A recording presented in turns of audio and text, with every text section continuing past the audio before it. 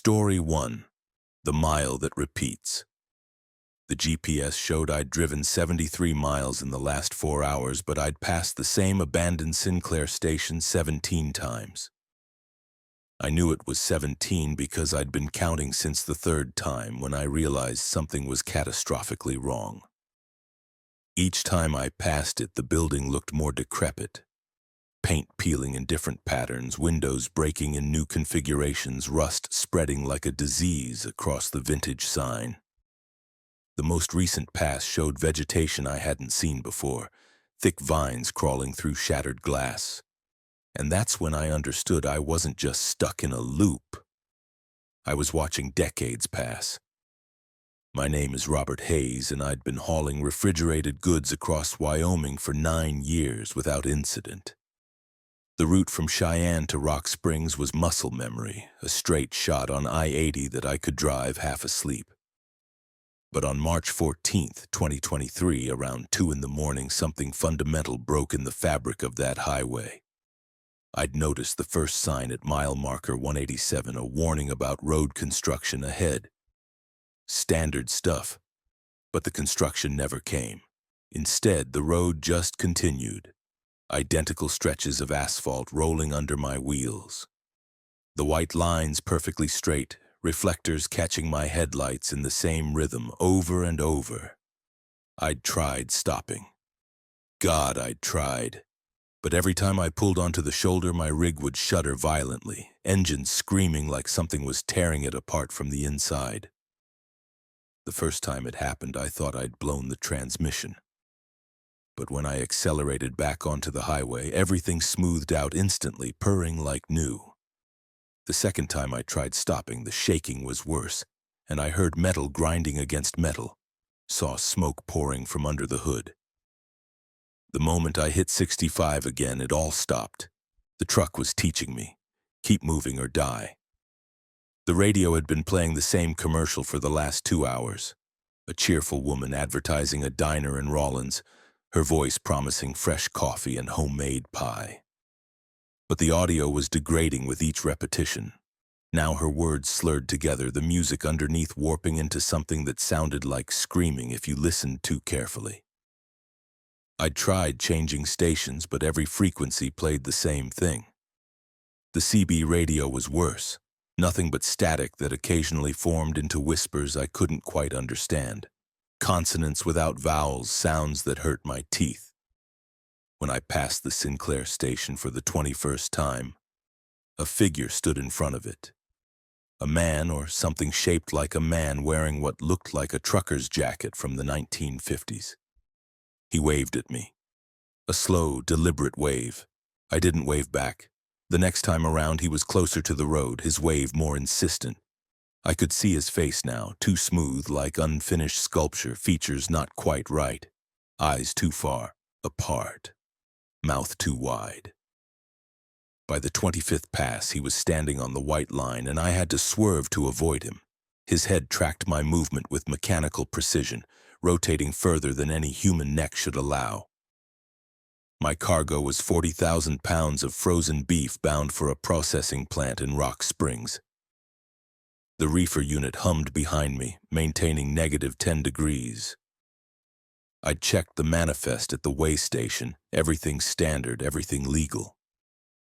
But now I wondered what was really in that trailer, whether something in those frozen carcasses had attracted whatever was happening to me. Whether I was being punished for transporting something I didn't understand. The temperature in my cab started dropping around the 30th loop. I cranked the heat to maximum, but frost formed on the inside of my windshield anyway, creeping across the glass in patterns that looked almost like writing, almost like words in a language I'd never seen.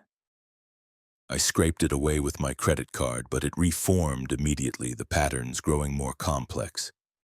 My breath clouded white in front of my face. My fingers went numb on the steering wheel. That's when I saw the other trucks. They appeared gradually, one per loop, always in my mirrors. Old rigs from different eras. A 1970s Peterbilt, a 1960s Kenworth, something ancient I didn't recognize with a rounded cab and spoke wheels. They maintained perfect distance behind me, never getting closer, never falling back. Their headlights were wrong. Too yellow, too dim, like candlelight. When I accelerated, they matched my speed exactly. When I slowed down, the shaking started again, and through the vibration I heard their engines, a chorus of mechanical groaning that sounded hungry. The sky was wrong too. I'd been driving in darkness, but the black above me wasn't normal night. It was absolute. No stars, no moon, no ambient light from distant cities. Just void. And it was getting lower. I could feel the weight of it pressing down on my truck, making the cab feel smaller with each loop. My ears popped constantly, pressure building like I was descending into deep water. By the 40th pass, the Sinclair station was barely standing, just skeletal remains of walls and the metal frame of the sign. The figure still stood there, but he'd multiplied. 7 of them now, all identical, all watching me pass. They didn't wave anymore, they just stared with those wrong space eyes, heads tilting in unison as I drove by. I tried not to look, but I couldn't help it. Some instinct made me watch them, made me count them, made me notice that each time around there was one more. The whispers on the CB radio were getting louder, more distinct. I started catching words. Stop. Join. Forever. Brothers. My hands were shaking on the wheel, and not from the cold. I'd pissed myself somewhere around the 35th loop, the warmth briefly comforting before it chilled against my skin. I was crying too, tears freezing on my cheeks, ice crystals forming in my beard. I tried the emergency brake. Desperation makes you stupid. The moment I pulled it, my entire rig jackknifed, trailer swinging around like a pendulum, tires shrieking. I was going to flip. I was going to roll. 40,000 pounds of frozen beef would crush my cab like a beer can. But then I released the brake and accelerated, and reality snapped back like a rubber band. The trailer straightened instantly. The road was smooth again. The loop continued. On the 51st pass, I noticed my hands. The skin looked older, liver spots I didn't remember, veins more prominent. I checked my face in the rearview mirror and saw new wrinkles, deeper lines, gray in my beard that hadn't been there 4 hours ago. I was aging. Each loop was taking something from me, burning through my life at an accelerated rate. I did the math with mounting horror. 17 passes when I first noticed the station. 51 now. If each loop represented years passing outside, how many had I lost? How long had I been driving? The figures at the Sinclair station numbered 51 now. They stood in a line stretching back from the road, perfectly spaced, all watching. And I recognized some of them. One wore a leather jacket I'd seen on a trucker at a rest stop in Nevada. Another had the build and posture of a driver I'd met at a way station in Utah. They weren't random shapes. They were drivers who'd been caught before me, transformed into whatever the road needed to mark its passage. My fuel gauge hadn't moved. That small mercy felt like a curse now. The truck would never run out of gas.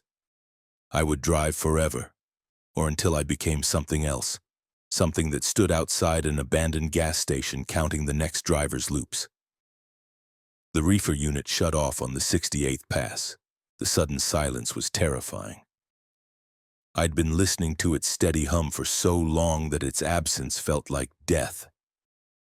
But worse was what came after, sounds from the trailer, muffled at first, then growing louder. Movement, shifting. Something in there was thawing, and something in there was waking up. The walls of the trailer buckled outward, metal creaking. Whatever was back there was bigger than 40,000 pounds of beef had any right to be. I pressed the accelerator down, pushing 80, 90, 95 miles per hour. The road stayed the same. The loop continued. The other trucks in my mirrors kept pace effortlessly. The figures at the station, 72 of them now, watched with increasing intensity. And the thing in my trailer was punching its way through the walls, frozen metal tearing like paper. When I finally saw my own face among the figures at the station, I understood. I was on loop 147 and I was watching my future. The version of me that would eventually stop running, stop fighting, and join the others. He looked peaceful, that future me. His expression was blank, accepting. He'd given up. I gripped the steering wheel tighter. My knuckles were bone white, arthritic, ancient. My beard was completely gray now. The windshield frost had covered everything except a small circle directly in front of me, and through it I could see the road stretching endlessly forward. The same road, the same mile, forever. The trailer door exploded outward on loop 153. I saw it in my mirrors, twisted metal spinning through the void black sky, and something massive pulling itself out. It had too many limbs, too many joints, flesh that looked frozen and rotting simultaneously. It grabbed the roof of the trailer and pulled, collapsing the entire refrigeration unit like it was made of aluminum foil.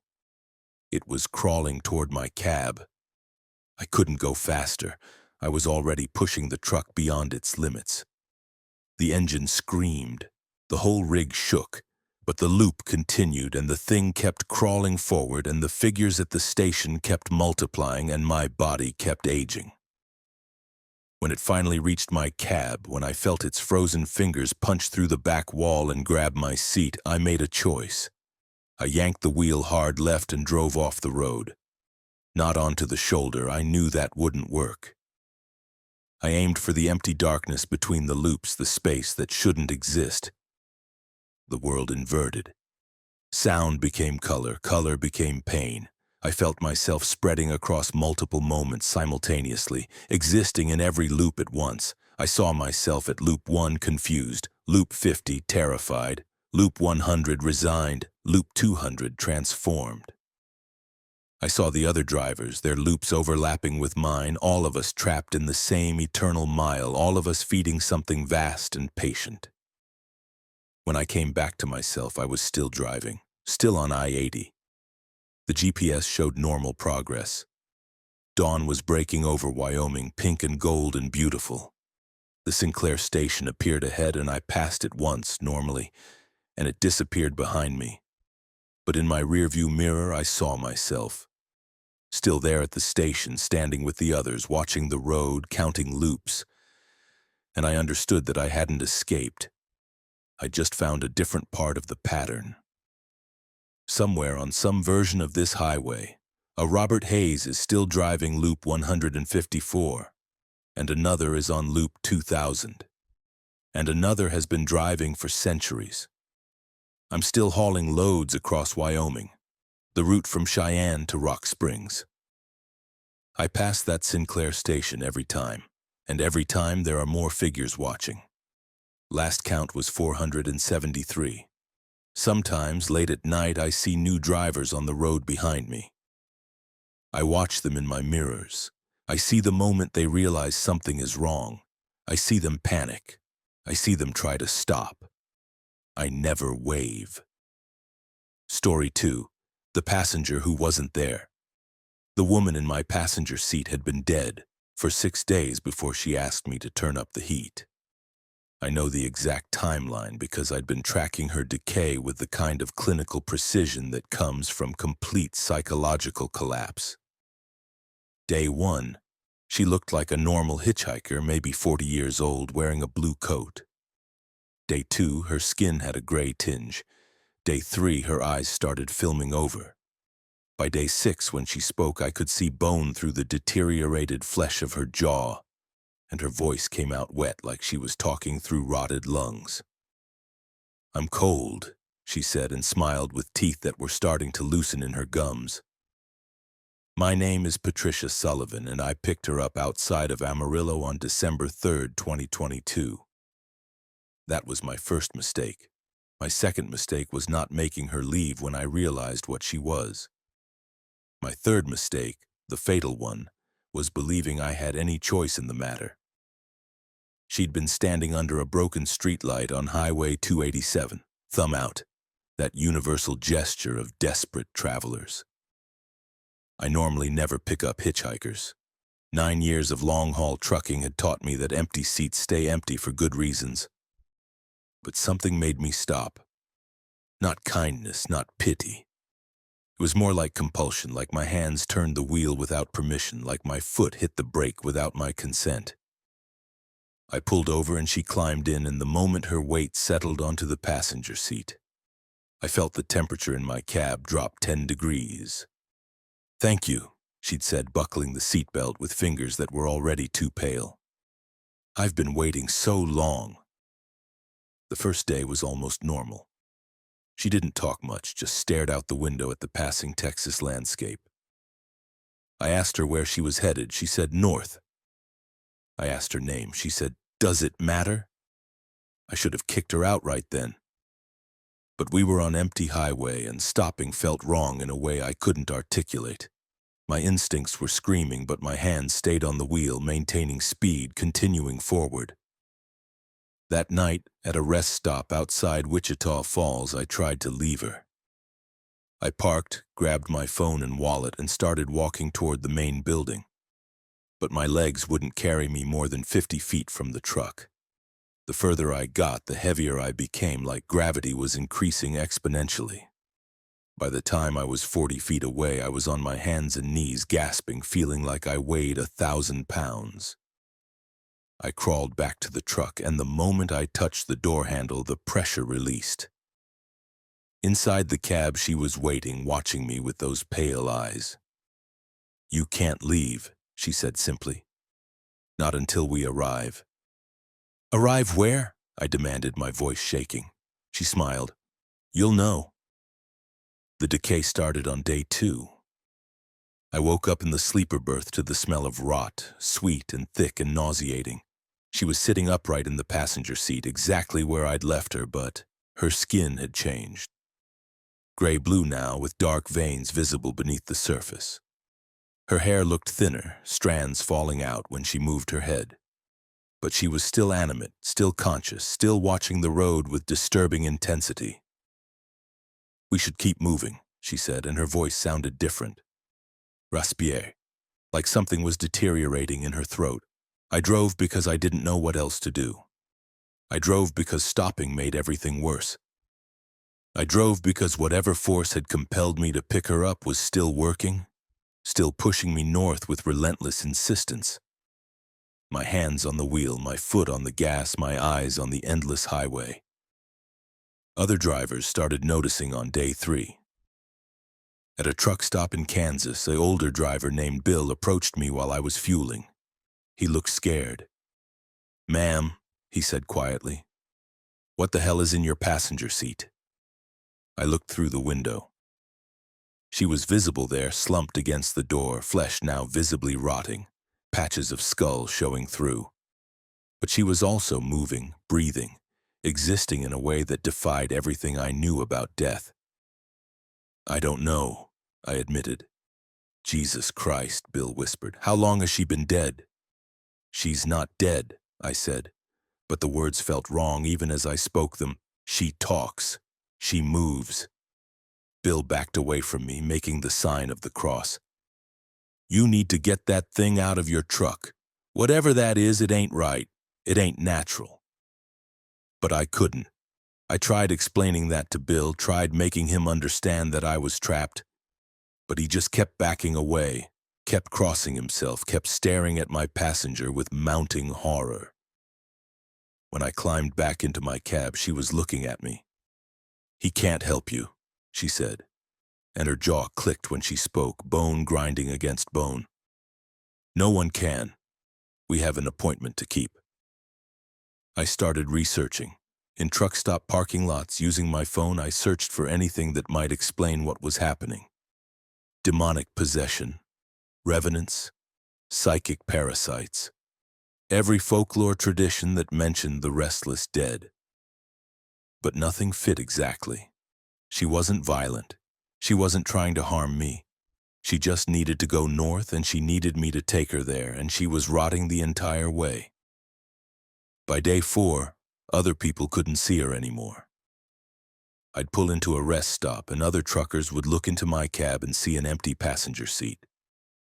I watched their expressions, mild curiosity, no horror, no recognition. But I could see her perfectly. I could smell her constantly, that sweet rot filling my cab, seeping into my clothes, my hair, my skin. I could hear her breathing, this wet, labored sound that never stopped. "They can't perceive me anymore," she explained, her voice now barely above a whisper. "I'm too far gone. But you can see me because you're connected to me. Because you're the one carrying me home." "Where is home?" I asked desperately. She pointed north with a finger that had turned black with decay. "Further." I stopped eating on day 5. The smell made food impossible. I'd try to force down a sandwich at a rest stop, but the moment I returned to the cab, my stomach would revolt. I was losing weight rapidly, my clothes hanging loose, my face gaunt in the mirror. I looked like I was dying too, like her decay was contagious, spreading from her to me through proximity. The other drivers who couldn't see her started seeing me. Their expressions changed from curiosity to concern. At a way station in South Dakota, the inspector took one look at me and asked if I needed medical attention. I said no. What was I supposed to say? That I was trapped in my truck with a rotting corpse that was steering me towards some unknown destination? That I'd been driving for 5 days without rest because stopping felt like death? He wouldn't have believed me. He would have called for psychological evaluation, maybe arrested me, and then what? Would the compulsion break? Would she disappear? Or would I just be trapped in a different way? I kept driving. Day 6, when she asked me to turn up the heat, most of her face was gone. Just skull with strips of dried tissue clinging to bone. Her clothes had merged with her body, fabric and flesh fusing together in ways that shouldn't be possible. But her eyes remained somehow intact and aware in the sockets, watching me with what might have been gratitude or might have been hunger. "Thank you for not abandoning me," she said, and maggots fell from her mouth when she spoke. "We're almost there." "Where?" I screamed, finally breaking. "Where the fuck are we going?" She raised one skeletal hand and pointed through the windshield. Ahead, the highway stretched toward a town I didn't recognize. Small, isolated, the kind of place that should have a name but didn't appear on my GPS. Buildings that looked abandoned even from a distance. Streets empty of cars, no lights, no movement. "There," she said, "home." I tried to fight it then, tried to turn the wheel, take an exit, go anywhere else. But my hands wouldn't obey. The truck continued forward, pulled by that same inexorable force that had controlled me for 6 days. We entered the town, and I saw why it looked abandoned. It wasn't abandoned, it was full of people like her. They lined the streets, all in various stages of decay. Some were fresh, still recognizable as human. Others were skeletal, held together by scraps of tissue and will. They all turned to watch as I drove past, their dead eyes tracking my truck with collective awareness. Hundreds of them, maybe thousands, all waiting. "Stop here," she said, and I did, not because I chose to, but because the compulsion demanded it. We were in front of a church, white clapboard, steeple pointing at gray sky. The door was open.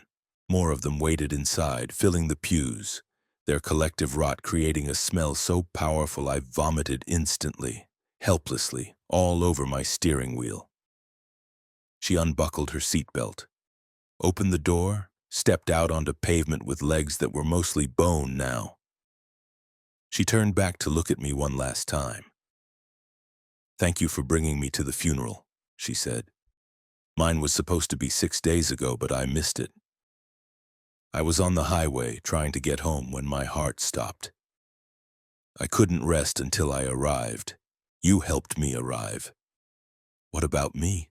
I managed to ask through tears and vomit. "Can I leave now?" She tilted her skull, considering. Do you think you can? I tried. God, I tried. I put the truck in reverse, pressed the gas, felt the engine engage. But the wheels wouldn't turn. I was stuck there in front of that church, watching as she walked inside to join the others. Watching as they all stood up, all turned toward the door, all looked out at me with their dead eyes. And then I saw him, standing in the doorway, a trucker wearing a jacket like mine, his flesh in the early stages of decay. Day 2, maybe day 3.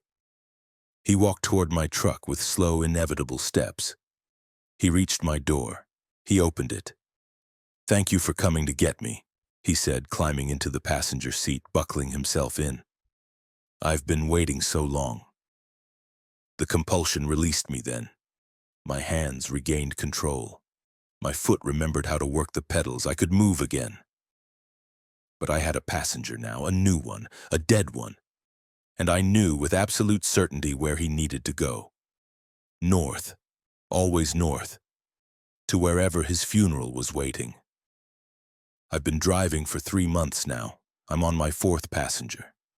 They stay for about 6 days each, rotting in my cab, filling it with their smell, their decay, their need. And when I deliver them to their funerals, there's always another one waiting. Always another dead trucker who missed their final goodbye, who needs someone to carry them home. Other drivers can't see them anymore, can't see me either, I think.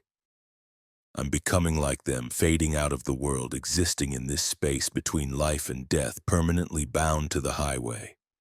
My own flesh is starting to gray.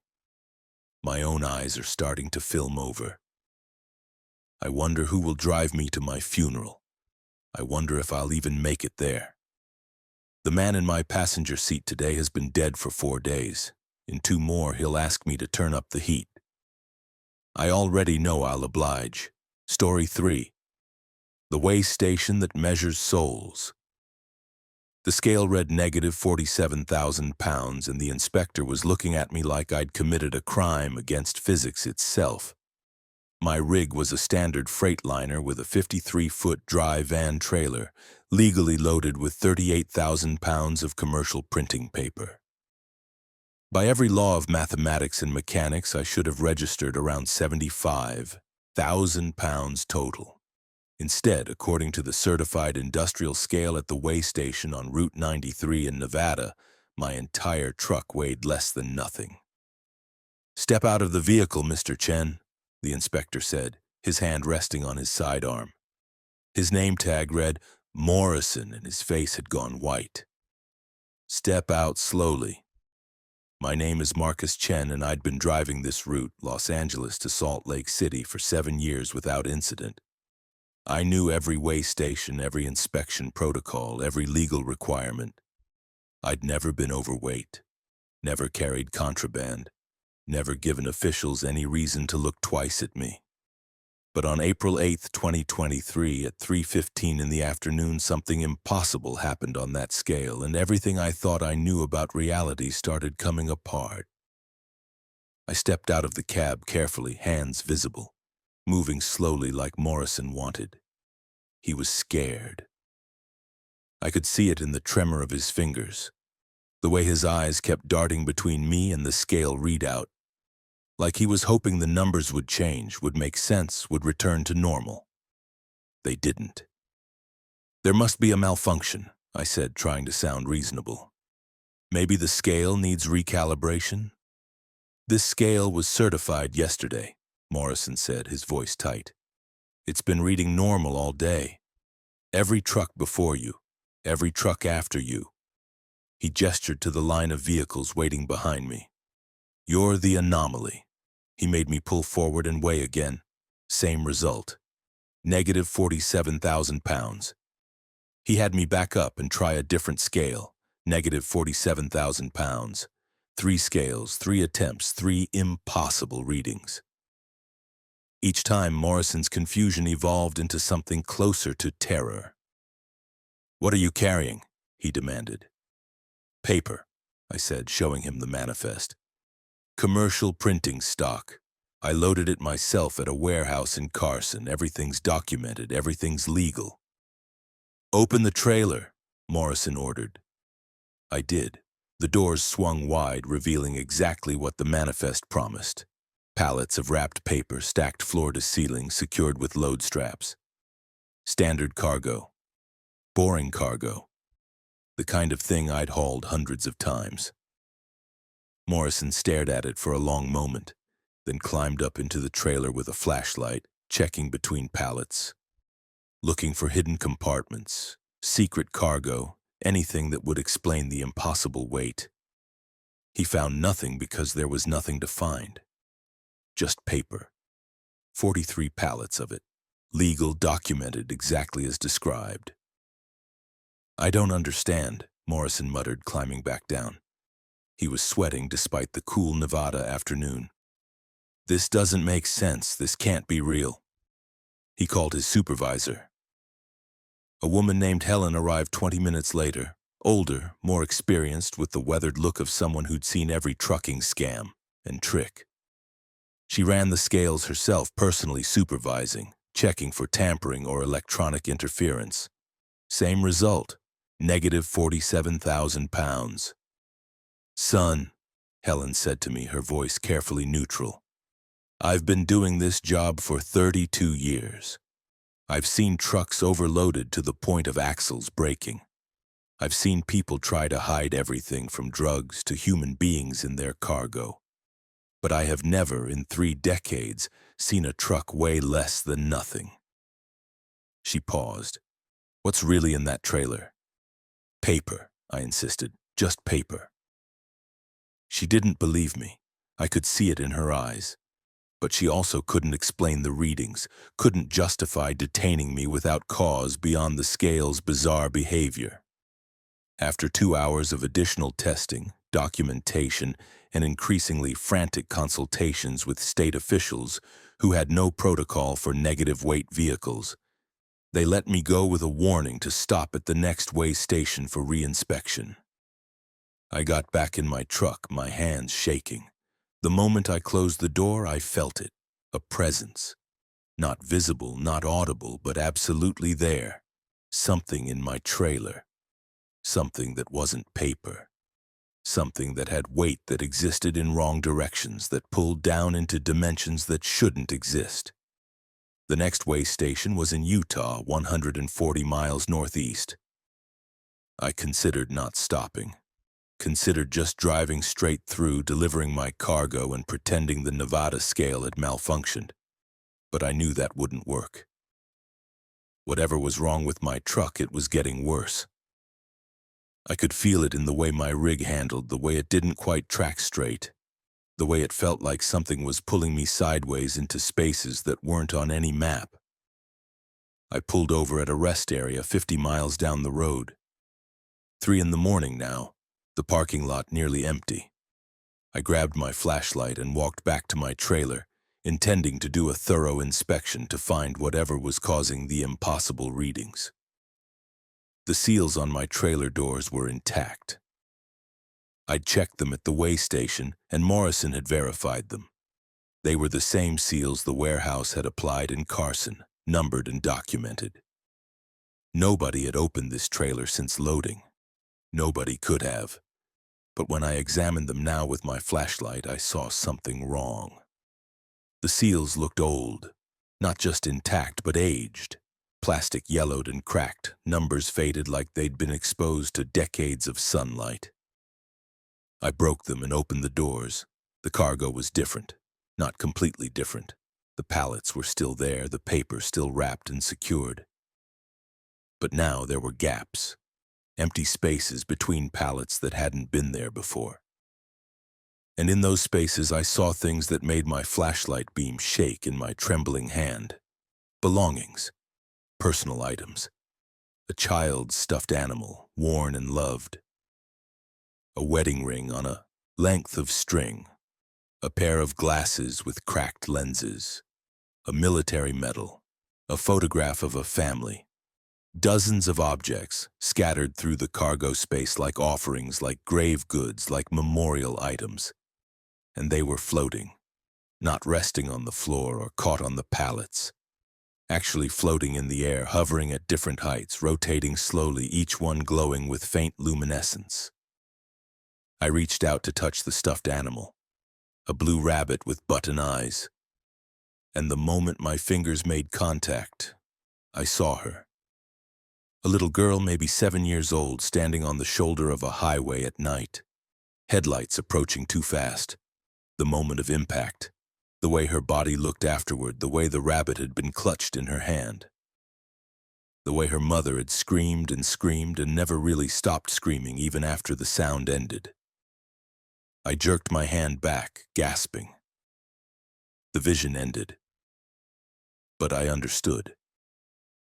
These objects weren't just items, they were weights.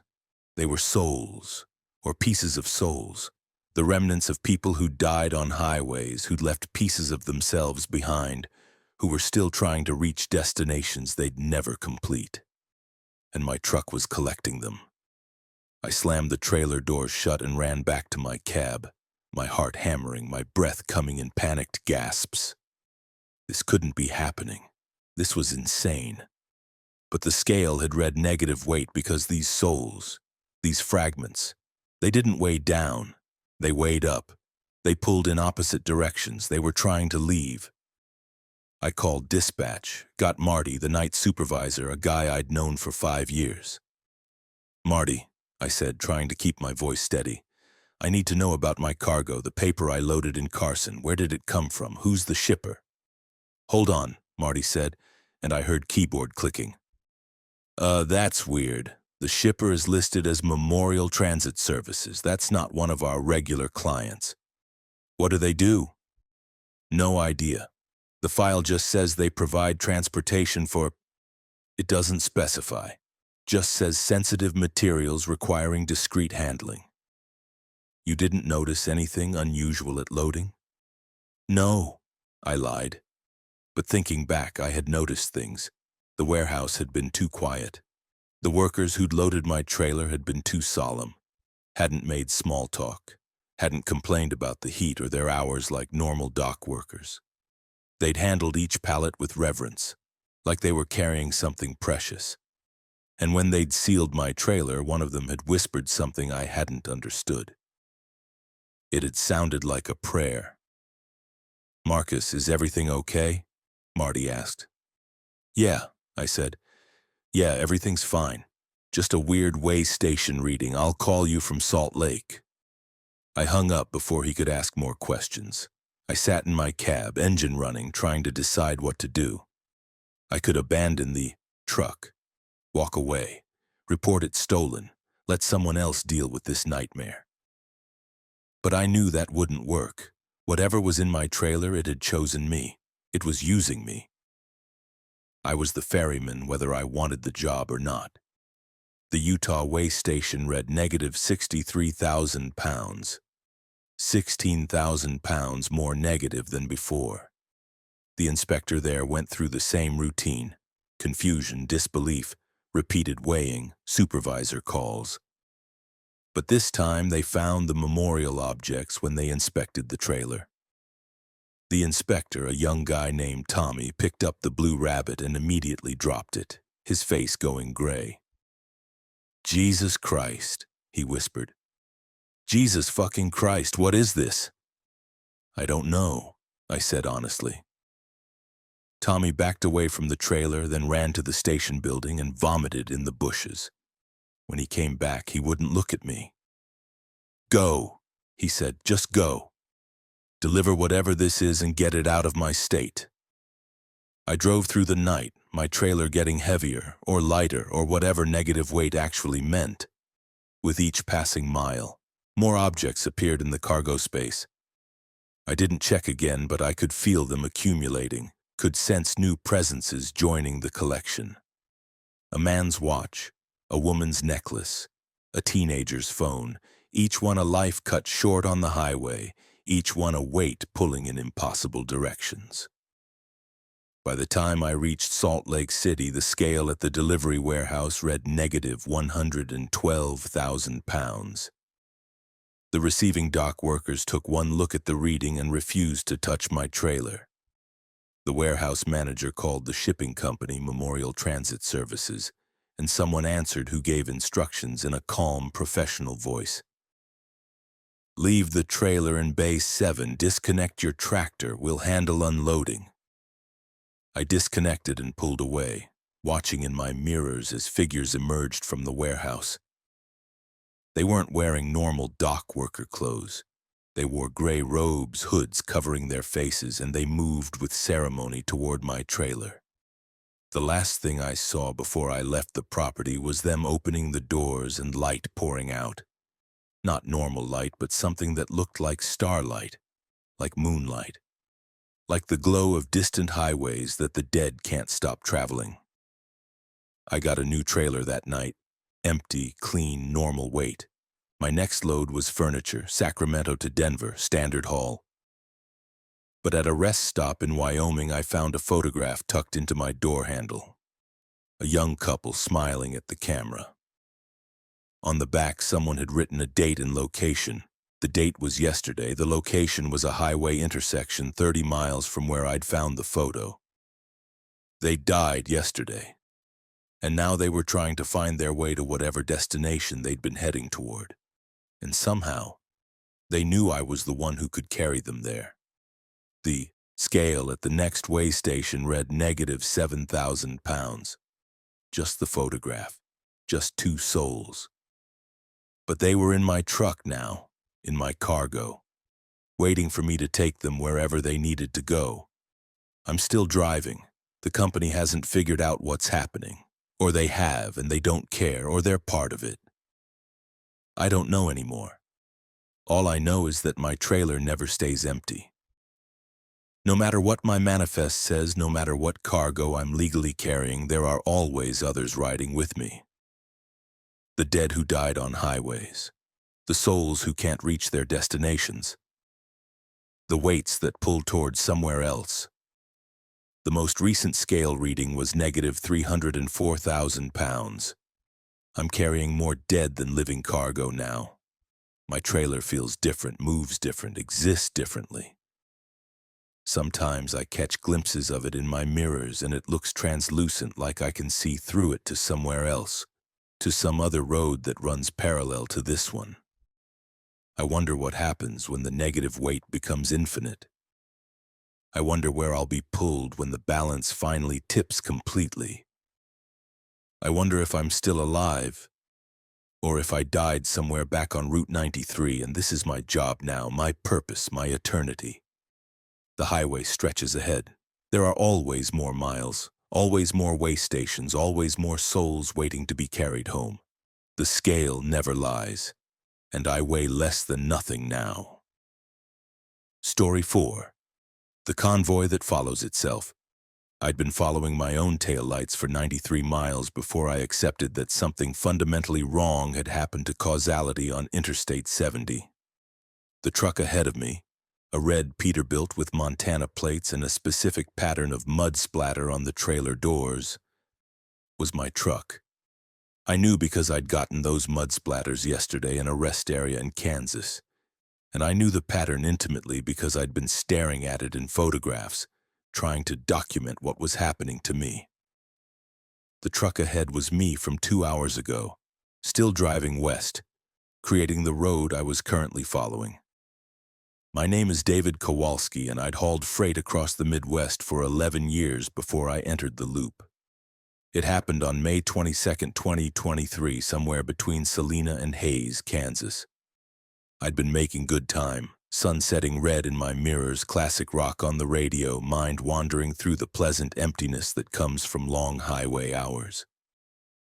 Then I crested a hill and saw the convoy. Trucks stretched ahead of me for miles. Dozens of them, maybe hundreds, all traveling at exactly 70 miles per hour, all maintaining perfect spacing, all identical. Not similar. Identical. The same red Peterbilt repeated endlessly, the same mud pattern on every trailer, the same license plate, the same everything. It took me 30 seconds of staring before the horror hit.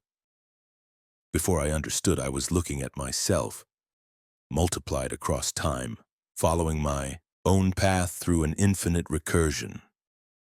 I tried slowing down. The moment my speed dropped below 70, the truck behind me, also identical, closed the distance aggressively, headlights bright in my mirrors, horn blaring. I accelerated back to 70 and the following truck dropped back to its previous spacing. I tried speeding up, got to 75 before the truck ahead matched my speed exactly, maintaining the gap. 70 miles per hour was the speed. Deviation wasn't allowed. The convoy controlled its own pace. My CB radio crackled to life. My own voice came through, distorted and layered like multiple recordings played simultaneously. Don't fight it, just drive. It's easier if you just drive. And then, beneath that, other versions of my voice, some whispering, some screaming, 70 miles per hour, forever. There is no exit. We've been here for years. We've been here for minutes. Time doesn't work anymore. I grabbed my phone, hands shaking, tried to call dispatch. No signal. Tried emergency services, no signal. Tried anything, nothing. The phone showed 5 bars, LTE connection, but calls wouldn't go through, text messages wouldn't send. I was connected to nothing, isolated in a moving bubble that only contained versions of myself. The sun set, but darkness didn't come normally. It descended in layers, each layer slightly different, slightly wrong. One moment the sky was twilight purple. The next it was midnight black. The next it was that weird gray that comes right before dawn. Time was unstable here, flickering through different moments, and I was experiencing all of them simultaneously. I'd been carrying auto parts, a full load bound for Denver. Standard cargo, standard route. But when I checked my manifest, the text was shifting, words rearranging themselves, dates changing. The loading date showed May 22nd, then May 23rd, then May 20th. Then dates that didn't exist, May 47th, May -3, May forever. The destination changed too. Denver became anywhere, became nowhere, became here. At mile marker 47, I saw the first divergence. One of the trucks ahead of me, one of my trucks, suddenly swerved and crashed through the guardrail, tumbling down an embankment in a shower of sparks and torn metal. I watched it flip 3 times before it exploded, a fireball rising into the unstable sky. But when I reached that same spot, the guardrail was intact. No skid marks, no debris, no sign of the crash. And behind me, I knew one of my following trucks was about to swerve and crash in exactly the same spot, creating a divergence point where some versions of me escaped the loop by dying. The CB crackled again. Did you see that? I crashed there 6 times. I crashed there 6,000 times. I never crashed there. We all crashed there. My own voice fragmented across probability, reporting conflicting experiences from timelines that were all somehow equally real. I started testing the boundaries. At mile marker 62, I tried exiting, took the off-ramp, followed it up and around. But instead of reaching a surface road, the ramp curved back onto I-70, merging me back into the convoy at exactly the same position I'd left. I'd driven a circle that looked like an exit but was really just a closed loop, a decoration of choice in a system that allowed none. The truck ahead of me tried the same exit, and the one ahead of that, and the one ahead of that. I watched an infinite recession of my own truck taking the same exit, following the same loop, merging back into the same position. We were all trying the same solutions, all failing identically, all learning that escape wasn't possible through conventional means. Hunger hit around hour 4, but I had no food in my cab.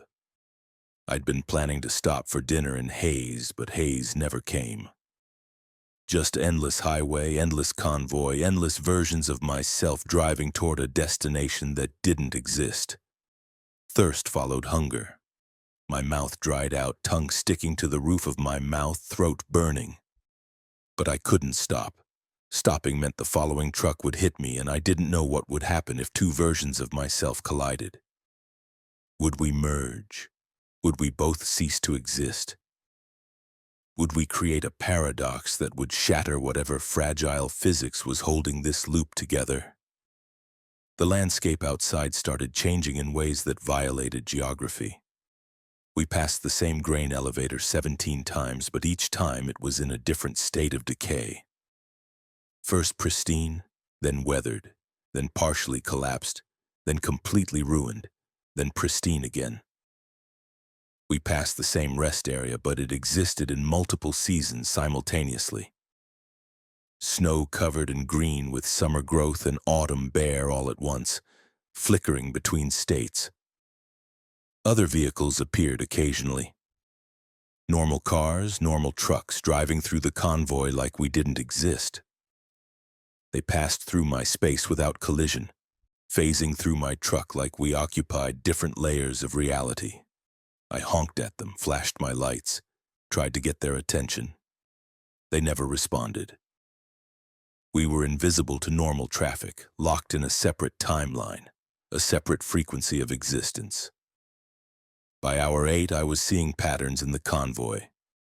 The crashes weren't random. Every 47 miles, one truck would break formation and crash. Every 73 miles, one truck would flicker out of existence entirely, just vanishing between one moment and the next.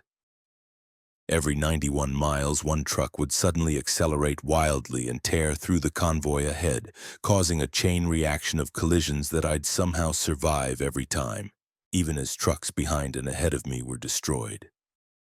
I started recognizing specific versions of myself. The one 3 trucks ahead had a cracked windshield I didn't have. The one 5 trucks back was missing a mirror. The one 12 ahead had a different mud pattern, suggesting it had come from a different timeline, a different version of Kansas with different weather. We weren't all copies of the same moment. We were copies from across time, pulled from different points and compressed into this eternal convoy. The CB became a chorus, hundreds of my own voices all talking over each other. Some were calm, accepting their fate. I've been driving for 6 years now. You get used to it. Others were panicked, fresh to the loop. What's happening? Why can't I exit? Someone help me. Some had gone insane. The highway is a snake eating its own tail. We're in its belly.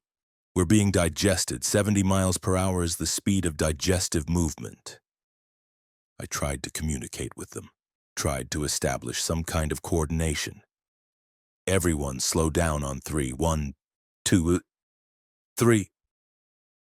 But we couldn't synchronize. Some of me were hours ahead in experience, some were hours behind. Some were in different temporal phases, hearing me at different times, responding before I'd spoken or after I'd given up. The convoy was a cacophony of desynchronized consciousness, all me, all alone together. Around hour 15, I noticed my fuel gauge hadn't moved, still showing 3/4 full, exactly where it had been when I entered the loop. My odometer had stopped too, frozen at 147,382 miles. Time was passing, I was aging, getting tired, getting hungry and thirsty and desperate. But my truck existed in a static state, unchanging, eternal. The hallucinations started at hour 20. Or maybe they weren't hallucinations, maybe I was seeing deeper into the loop, perceiving its true nature. The highway beneath me became transparent and I could see layers below. Other roads, other convoys, other versions of myself driving in different directions, at different times, in different vehicles. The loop wasn't just spatial, it was temporal, dimensional, infinite. Every possible version of this drive existed simultaneously, and I'd somehow become aware of all of them. One of the trucks ahead exploded for no reason, just burst into flames, parts scattering across all lanes.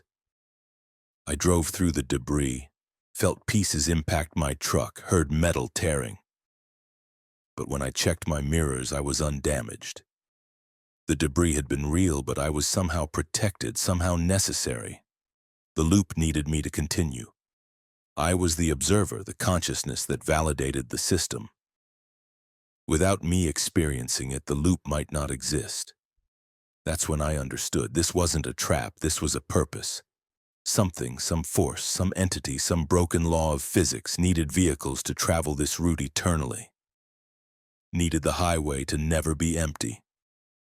Needed the speed to remain constant. Needed observers to experience and validate the journey. We were feeding something, powering something, maintaining something with our eternal motion. I tried to kill myself at hour 31, swerved hard toward the median, intending to roll my truck, end this horror. But my hands wouldn't complete the motion. The steering wheel fought back, pulling straight, forcing me back into formation. The loop had control. It had taken over my body's basic functions. I was a passenger in my own flesh, my muscles moving by external command, my eyes forced forward, my foot maintaining pressure on the accelerator. The truck ahead of me tried the same thing, and the one ahead of that. I watched my suicide attempt repeated infinitely ahead of me, all failing identically. We were synchronized in our desperation, our hopelessness, our understanding that we were trapped forever. But then I saw it. Mile marker 174 repeated on a sign that shouldn't exist because we'd never traveled that far, because the numbers were supposed to reset, because 174 was where I'd entered the loop 93 miles ago. The loop was tightening, collapsing inward, compressing. The distance was shrinking. Each circuit was shorter than the last. The CB voices confirmed it. The loop is eating itself. We're spiraling inward. Eventually, the distance will become zero. Eventually, we'll be in the same moment forever, moving without moving, driving without driving.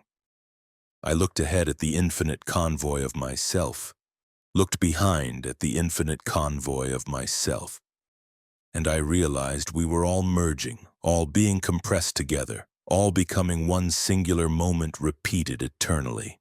Not a loop through space, but a loop through a single instant experienced forever. The last thing I remember clearly was mile marker 174 appearing directly ahead of me and directly behind me simultaneously. The same marker existing in two places because space had collapsed completely. The convoy of trucks ahead and behind were superimposed, occupying the same location, my truck phasing through multiple versions of myself, all of us in the same place, all of us driving, none of us moving. And then I was here. Wherever here is. Still driving, still in my truck, still following my own taillights.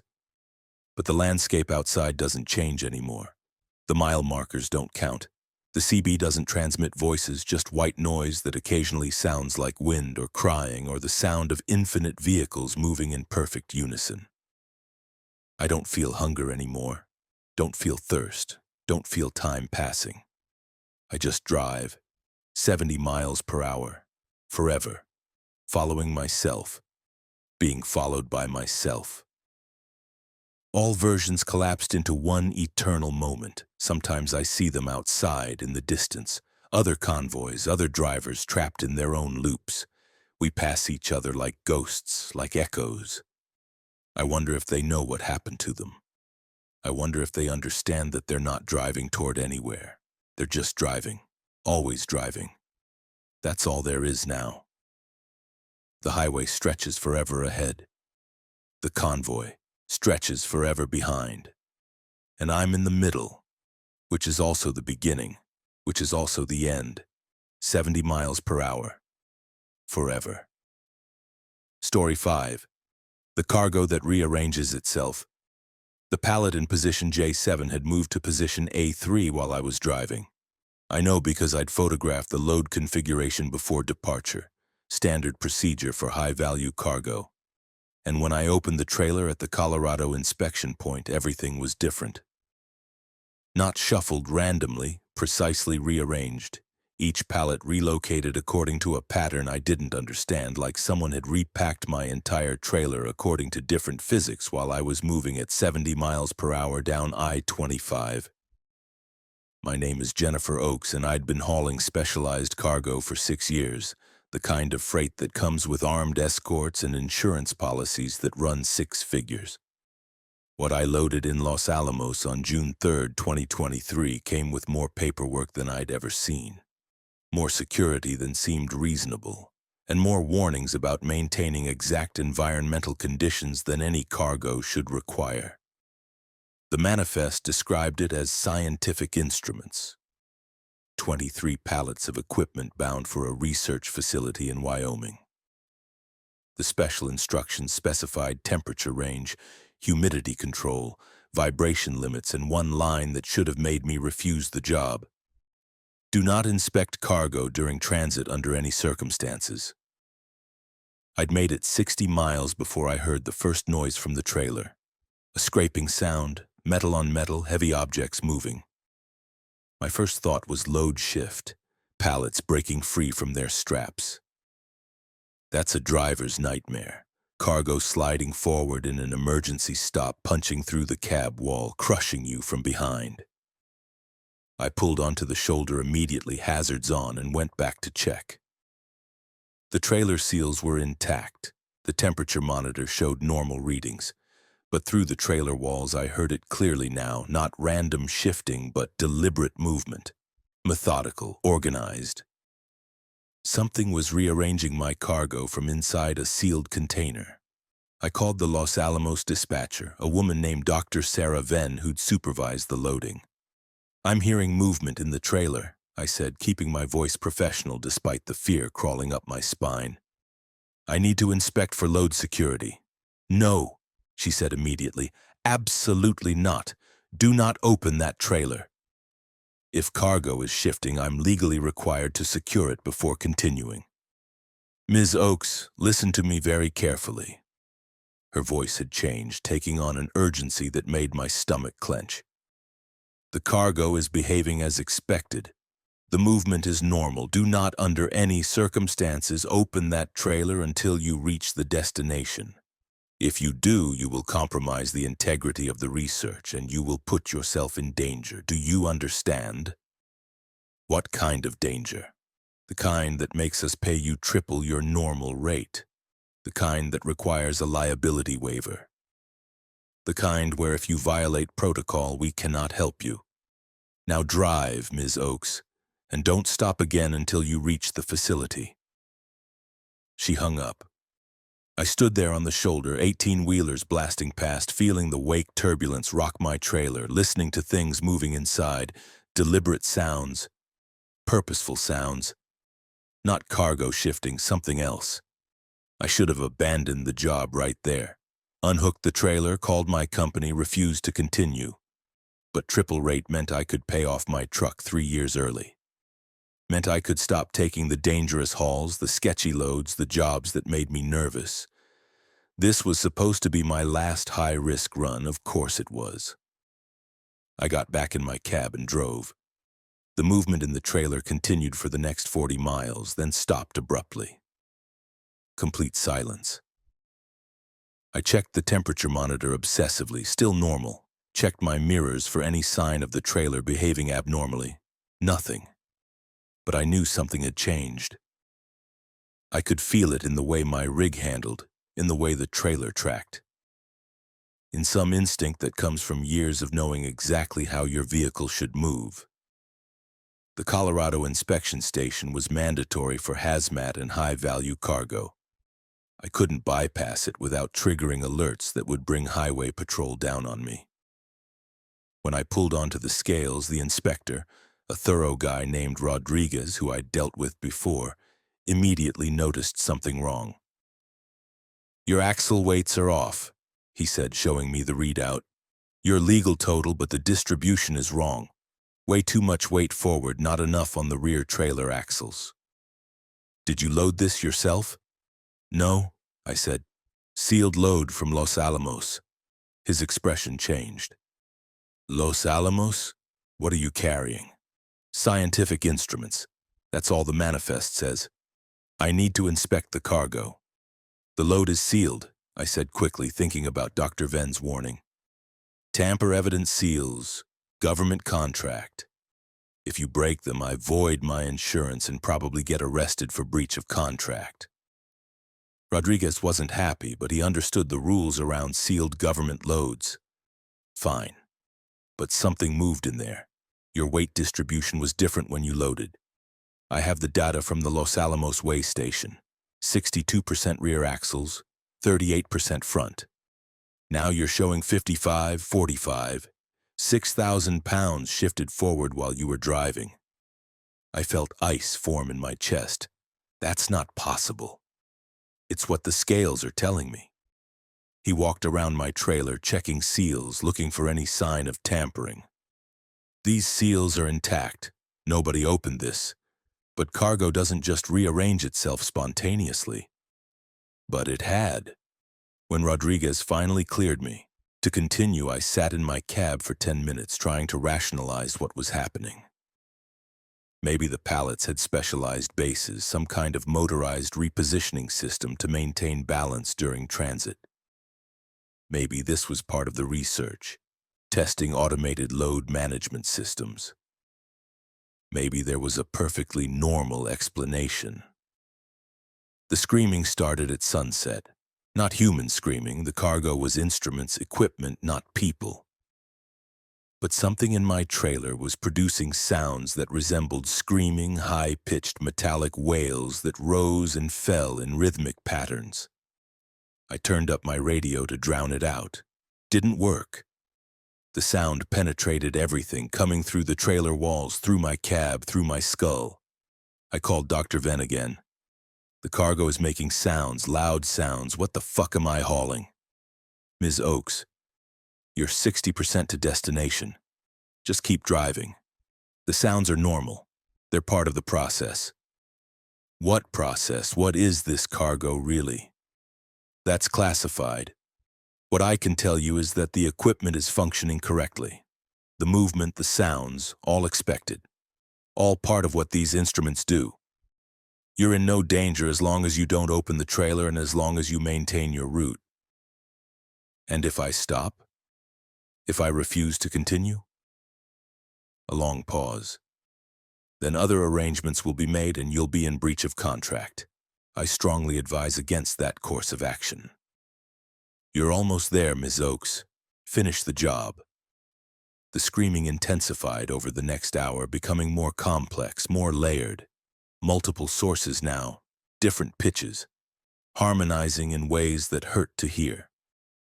It sounded like the cargo was communicating, different pallets producing different tones, creating a language made of metallic agony. At the Wyoming border, I stopped for fuel. The truck stop was crowded, normal Friday evening traffic.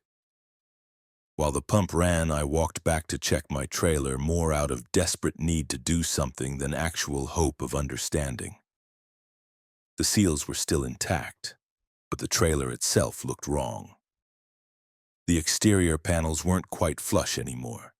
Gaps had appeared between sections, tiny spaces showing darkness inside, and from those gaps light was leaking. Not normal light, something that looked ultraviolet, purple-blue and wrong, pulsing in rhythm with the screaming sounds. A diesel mechanic named Tom approached me, concerned. "Ma'am, your trailer's glowing, you see that?" "I see it." "What are you hauling? That radioactive or something?" "Scientific equipment." "That ain't right," Tom said, backing away. "That light, I used to work at a nuclear facility. That's not radiation glow. I don't know what that is, but it ain't natural." Other truckers were starting to notice, pointing at my trailer, keeping their distance. I needed to leave before someone called highway patrol, before someone demanded I open the cargo for inspection. I finished fueling and got back on the road, ignoring the stares, ignoring the growing certainty that I was transporting something that shouldn't exist. The facility was 30 miles north of Cheyenne, accessed by a private road with a security gate and armed guards. My GPS led me through empty grassland, following a route that didn't appear on any map, until I reached a complex that looked more like a military installation than a research center. Concrete buildings, satellite dishes, high fences with warning signs about lethal force. Dr. Venn met me at the gate personally, along with a security team in hazmat suits. "You made it," she said, and the relief in her voice was palpable. You did exactly right, Ms. Oakes. Not opening that trailer probably saved your life. What the hell did I just transport? Quantum isolation chambers, she said. We're trying to contain quantum states in macro-scale objects. Keep them in superposition, existing in multiple configurations simultaneously. What you heard, what you saw, that was the equipment maintaining quantum coherence while in motion. The rearrangement wasn't cargo shifting. It was the same cargo occupying multiple spatial positions simultaneously, collapsing and reestablishing in different configurations. I stared at her. That's not possible. It shouldn't be. That's why it's research. She gestured to her team. We'll take it from here. Your payment has been transferred. You might want to have your trailer fumigated before you use it again. Quantum effects can be sticky, residual. They unhooked my trailer and towed it into a containment building. I watched it go, seeing the purple light still leaking from the panels, still hearing those metallic screams even through the building's walls. I signed papers, got my release, drove my tractor out of that facility as fast as legally possible. The nightmares started 3 days later. I'd dream I was in my trailer, surrounded by pallets that existed in multiple positions simultaneously. Cargo that was in position J7 and A3 and every position between all at once. I'd dream I could see the quantum superposition, see objects occupying impossible configurations, see reality branching into multiple states and collapsing and branching again. But worse were the waking effects. I'd put my coffee cup on the counter and come back to find it 3 feet to the left. I'd park my truck and return to find it in a different spot, same lot, same angle, but displaced. Objects around me started exhibiting the same behavior the cargo had, existing in multiple positions, shifting when I wasn't looking, rearranging according to rules I didn't understand. Dr. Venn had been wrong. The quantum effects weren't just sticky, they were contagious. I'd been exposed to cargo that existed in superposition, and now I was entangled with it, my reality, infected with quantum uncertainty. My truck is the worst. I'll park it at a rest stop, come back from the facilities and find it facing a different direction. Same parking spot, but rotated 90 degrees. Or I'll check my mirrors while driving and see my trailer in multiple positions simultaneously, jackknifed and straight and at angles that shouldn't be possible. All states existing until I turn to look directly, at which point it collapses into one configuration. Other drivers can't see it. When I point out the impossible positions, the quantum states, they just look at me confused. Your truck's fine, they say. You're parked straight. But I can see all the states it could be in, all the positions it might occupy. The superposition that collapses when observed but exists in the gaps between observations. I stopped hauling loads 2 months ago. Can't risk driving when I'm not sure where my trailer actually is. When position and momentum have become uncertain, when I might be in one location or another or both simultaneously until someone measures me. Last week my truck was in Kansas and Wyoming at the same time. I know because I got fuel receipts from both states. Same timestamp, my signature on both equally real. I'm entangled with my own cargo vehicle, experiencing quantum decoherence, existing in superposition. Dr. Venn won't return my calls. The facility number is disconnected. Los Alamos claims no record of the shipment, but I can still hear the screaming sometimes coming from nowhere and everywhere. The sound of matter existing in multiple states simultaneously. Reality unable to collapse into a single configuration. And I understand now that I'm producing the same sound, that my existence is screaming in quantum agony. Unable to resolve into one definite position, one definite state, one definite life. I'm here typing this. I'm also 3 miles east driving. I'm also everywhere I've ever been simultaneously. The cargo rearranged itself. Now I'm rearranging too. Position uncertain. Story 6. The rest stop that serves the wrong thing. The coffee tasted like highway at 3 a.m. on Tuesday, bitter, burnt, and probably 12 hours old. I'd ordered it from the counter at the rest stop on Route 50 in Nevada, paid the tired woman working the register, and brought it back to my booth. Standard procedure, standard coffee. But when I took the second sip, I tasted something that had never grown in any field, never been harvested by human hands, never existed in any reality where coffee trees were real. I tasted distance, not the flavor of distance, but actual distance, the sensation of miles traveled, the feeling of roads stretching across empty country. I tasted the specific distance between Reno and Salt Lake City, could identify it the way a sommelier identifies grape varieties. 361 miles, mostly desert, mostly lonely. That distance existed in my coffee, condensed and concentrated, and I was drinking it. My name is Thomas Reeves, and I'd stopped at the Lonesome Valley Travel Plaza 53 times over the past 8 years. Same route, same schedule, same habits. I knew this place. I knew the layout, the menu, the staff rotation. I knew the bathroom always smelled like industrial cleaner, the showers cost $12, and the coffee was terrible but necessary. This was familiar territory, a known waypoint in the routine of long-haul trucking. But something had changed. The coffee proved that.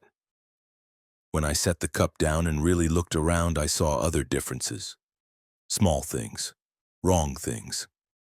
The clock on the wall showed 3:47 a.m., but my watch showed 3:23 a.m., and both were correct and both were wrong. The other customers, 3 of them scattered across the dining area, weren't moving normally. They'd shift position between blinks, teleporting from one posture to another without the intermediate motion. A man at the counter was eating soup. Then he was eating a sandwich. Then he was eating soup again, his meal existing in superposition, his hand lifting different foods to his mouth depending on when I looked. The tired woman at the register was watching me. When our eyes met, she smiled, and her smile was wrong. Too wide, too knowing. "How's your coffee?" she asked, her voice carrying across the empty space between us despite her not speaking loudly, despite the distance being too great for normal conversation. "It tastes like distance," I said, because there was no point in pretending I hadn't noticed. "Does it?" She sounded pleased. "That means you're ready. Most people just drink it and leave, never noticing, but you noticed. That's good. That's why you've been coming here so regularly. We've been waiting for you to notice." I stood up carefully, every instinct screaming at me to run. "What is this place?" "It's a rest stop," she said, still smiling. "It's always been a rest stop. We serve travelers.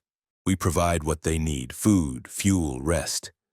But for special customers, customers who are ready, we serve something else." The other customers turned to look at me now, their movements synchronized, their faces blank. The man who'd been eating both soup and sandwich spoke, his voice hollow. "We serve the road itself, the essence of travel, the concentrated experience of journeys taken and journeys yet to come. You've been consuming it for years without realizing. Every meal here, every coffee, every snack, we've been preparing you." I backed toward the door, but it was further away than it should be. The dining area was stretching, space becoming elastic, distance becoming uncertain. The door that had been 30 feet away was now 100 feet, now 200, receding as I moved toward it. "Don't fight it," the woman said. "You're almost ready. Just needs a little more preparation." I turned and ran anyway, sprinting across the expanding floor, my boots echoing on linoleum that stretched forever.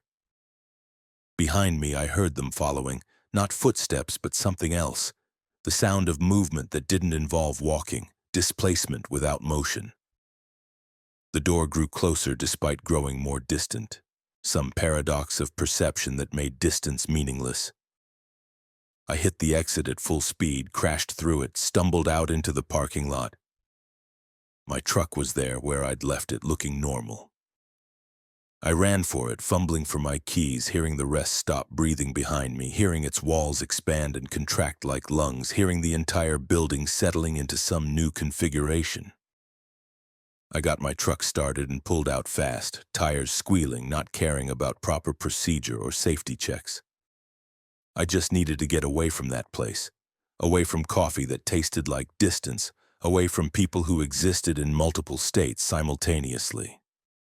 But Route 50 was wrong now, too. The road stretched straight ahead, but the straightness was unnatural, too perfect, too geometric. The white lines on the asphalt glowed with faint luminescence. The mile markers appeared in sequence, but the numbers were wrong.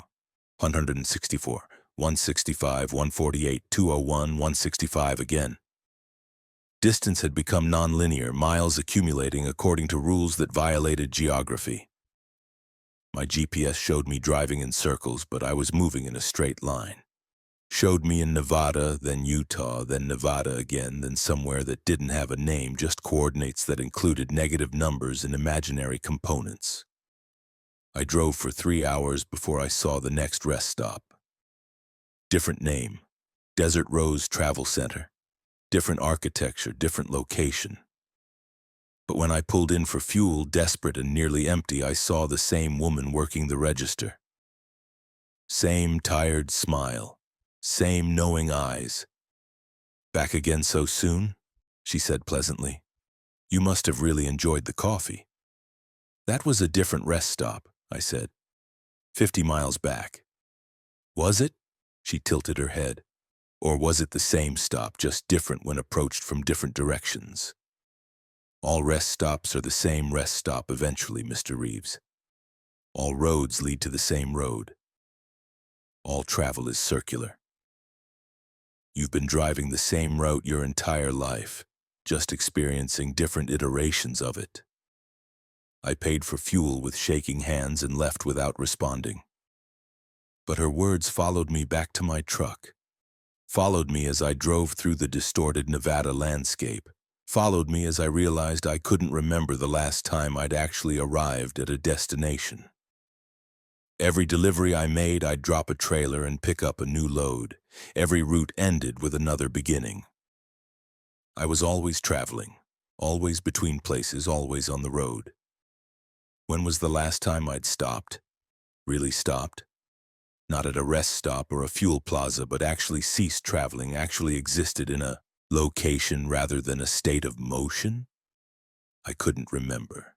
My apartment was a concept, a place I theoretically lived, but I couldn't recall being there. My family. Did I have family? Friends? A life outside the truck? The memories were vague, dissolving when I tried to focus on them, replaced by memories of driving, always driving, endless highways stretching through empty country. The sun rose, but the light was wrong, too orange, too thick, hanging in the air like fog. Other vehicles appeared on the road, but they were all trucks, all identical, all traveling at exactly the same speed.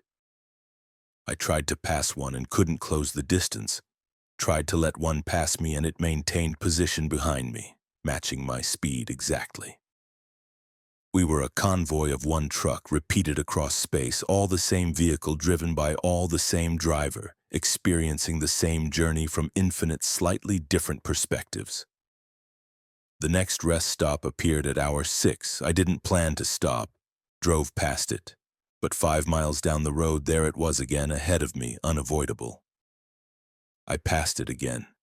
It appeared again. The road was a loop, and the rest stop was the point the loop circled around, inevitable, inescapable.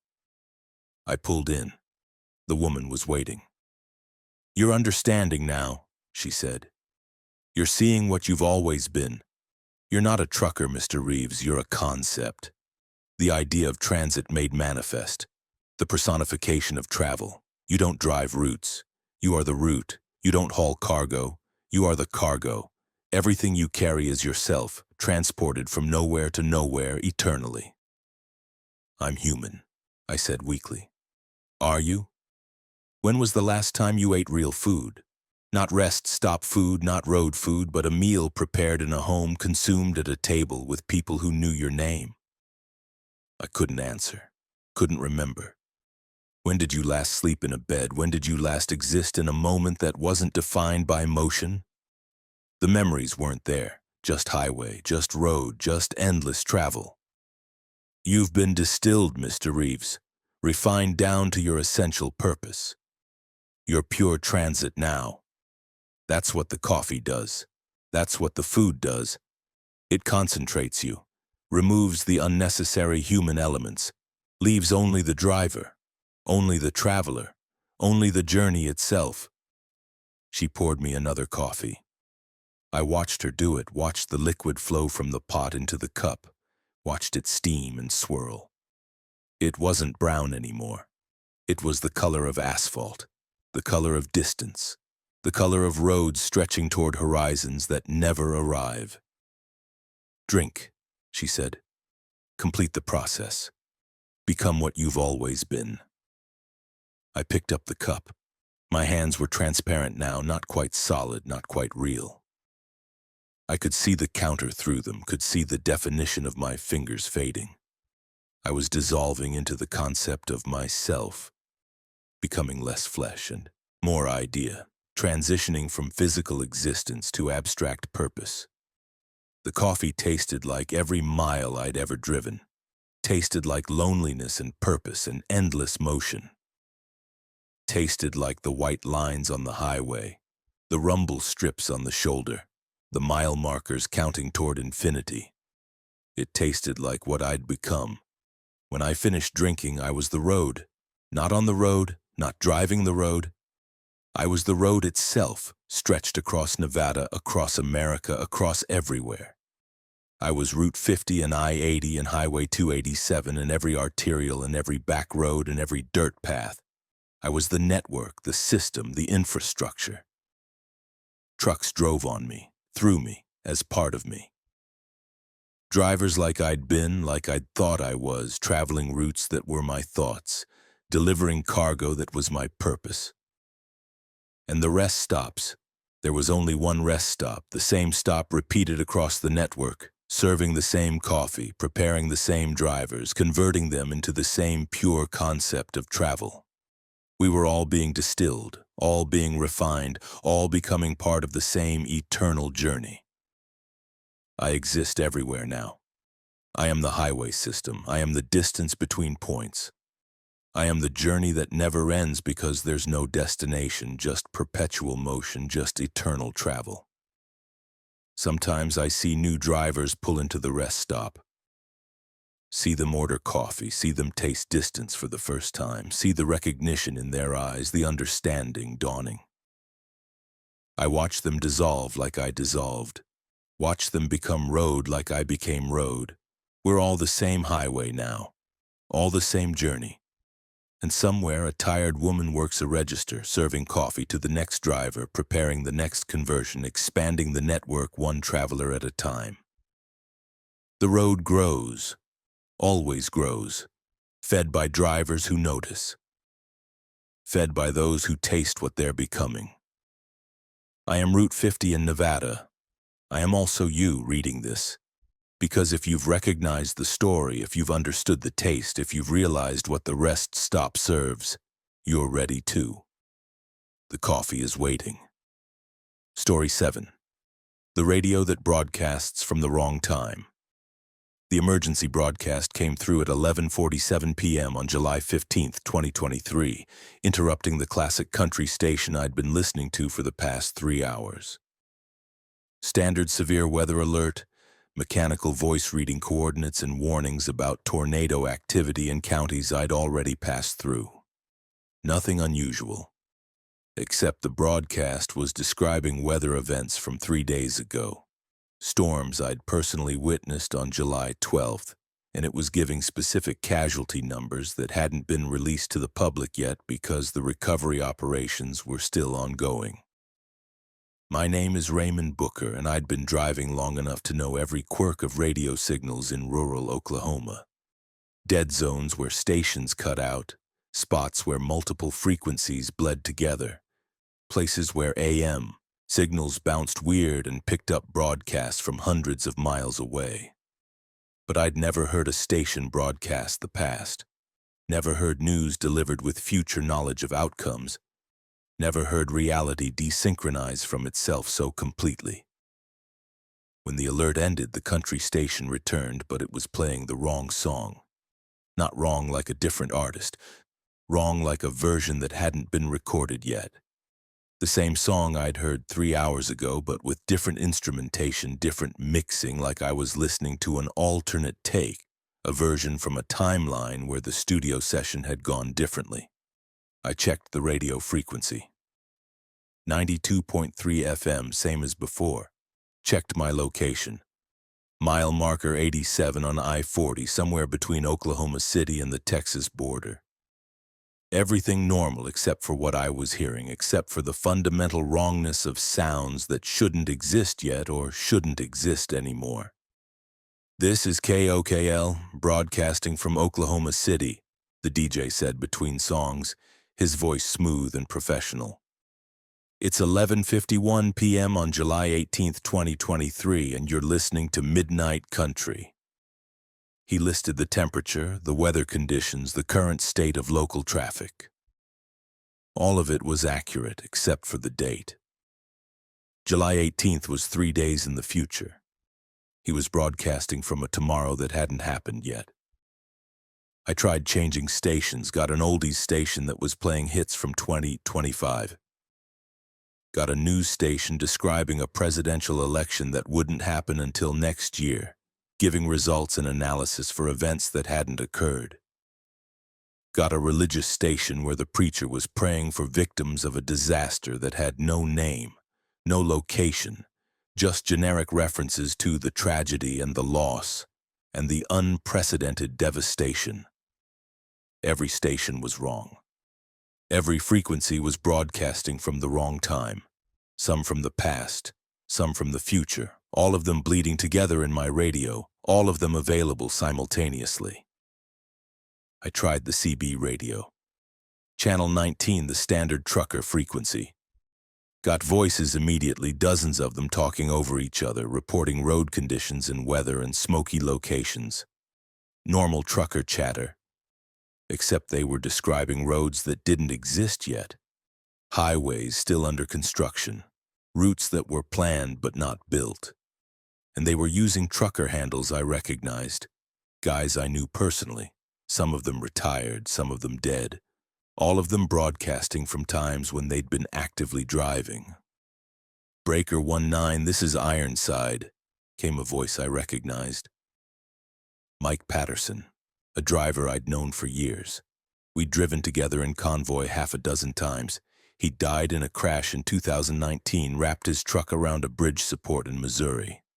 But his voice was clear on the CB, alive and present, reporting his position on a highway that wouldn't be finished until 2024. Ironside, this is Thunder Road, I responded, using my own handle. What's your 20? Mile marker 134 on I-49 northbound through Arkansas. Road's clear, weather's good. You coming through? Ironside, you're dead, man. You died 4 years ago. Static. Long pause. Then quieter. Am I dead? Or are you just listening from the wrong time? All times are happening simultaneously, Thunder Road. Past, present, future. They're all broadcasting right now. You're just tuned into all of them at once. I pulled over, hands shaking too badly to drive safely. The CB continued its temporal chaos. Voices from every year I'd been driving, all talking at once, all reporting positions and conditions from their respective timelines. I heard my own voice occasionally, younger versions of myself broadcasting from years ago, reporting routes I'd driven long ago. The FM radio cycled through dates randomly now, DJs announcing times that jumped forward and backward without pattern. 2021, 2024, 2019, 2026, 2023. All of them coexisting in my receiver, all of them equally real, equally present. My phone screen showed 11:58 p.m., July 15th, 2023. but the clock on my dashboard showed 3:23 a.m., July 17th. The digital clock on the radio showed 8:45 p.m., July 12th.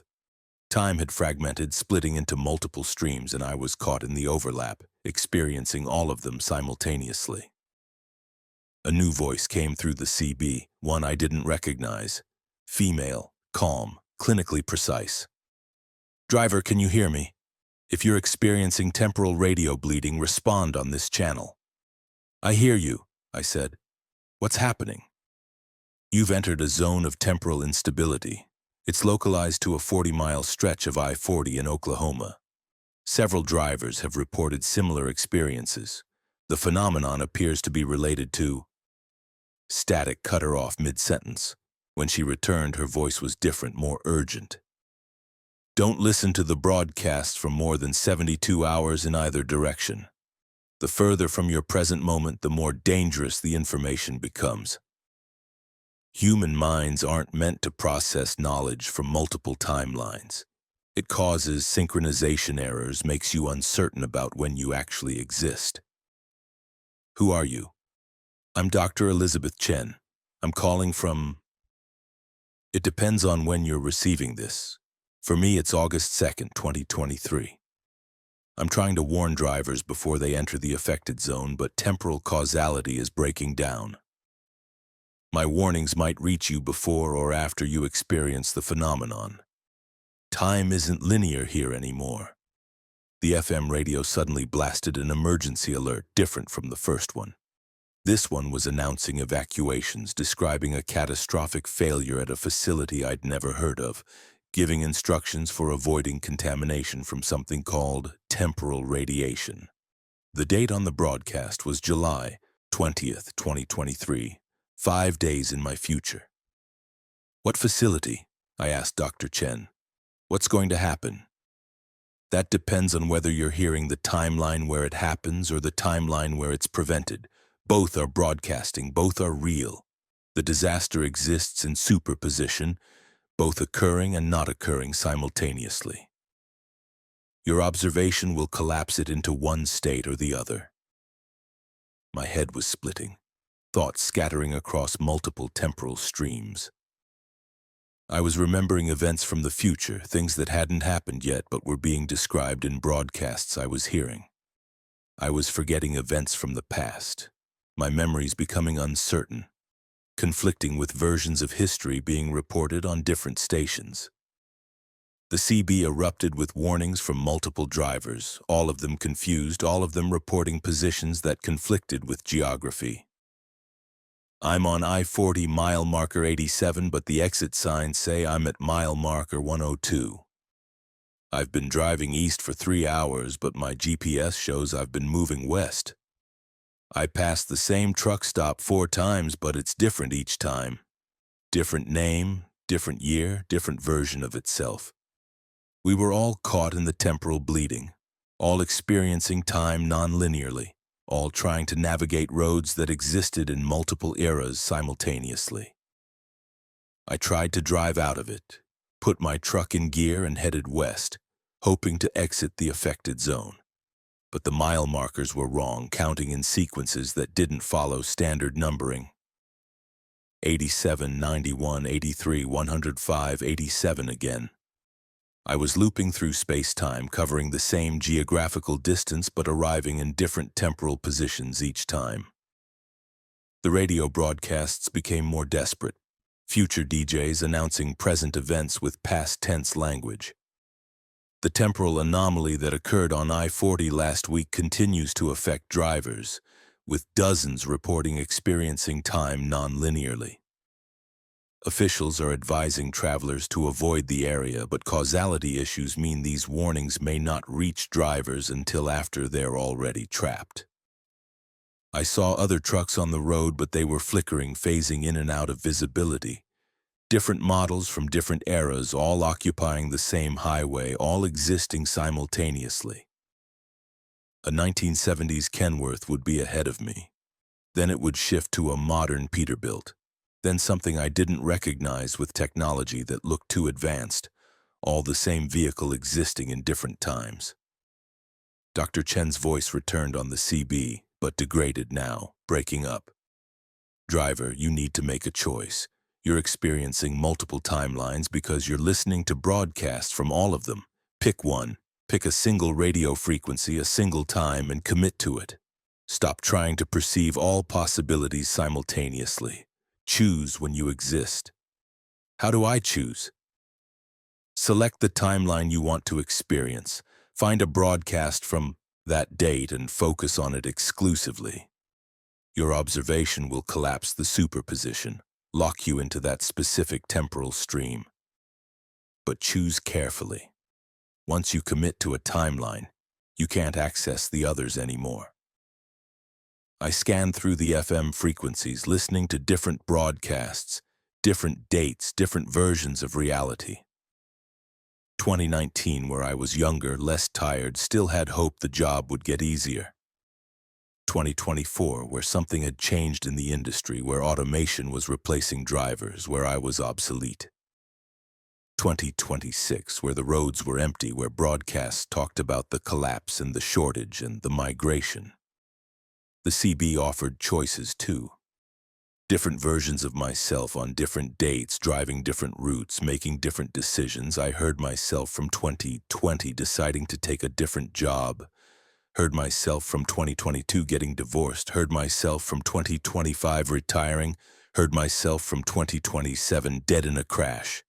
All possibilities, all real, all broadcasting simultaneously. I had to choose. I tuned the radio to July 15th, 2023, found the original country station I'd been listening to before the temporal bleeding started. Focused on it exclusively, forced myself to hear only that frequency, only that time, only that timeline. The other broadcasts faded, not disappearing but becoming inaccessible, collapsing into probability instead of reality. The mile markers stabilized, 87, 88, 89, 90, linear sequence. Normal progression, time resumed flowing in one direction. But I'd heard the broadcasts. I knew what was coming in different timelines. I knew the disaster on July 20th in some timelines, knew the automation of 2024, knew the collapse of 2026. I'd heard my own death announced on a CB broadcast from 2027. And even though I'd collapsed the superposition, even though I'd chosen this timeline, the knowledge remained. Dr. Chen's voice came through one last time, clear and final. You've made your choice. You're locked into July 15th, 2023's timeline now. But the information you heard from other timelines, that stays with you. That's the cost of temporal bleeding. You carry knowledge of possibilities, of might-have-beens, of will-be if circumstances align. It will haunt you. Every decision you make, you'll wonder if it's the one that leads to the timeline where you die in 2027, or the one where you see 2030, or the one where you never existed at all. The radio returned to normal country music. The CB returned to normal trucker chatter. The clocks all synchronized, showing 12:47 a.m. July 16th, 2023. I'd been in the temporal anomaly for exactly 1 hour, though it had felt like days, like years, like simultaneously no time at all. I drove out of Oklahoma without further incident, delivered my load in Texas, picked up a return cargo, continued my route like nothing had happened.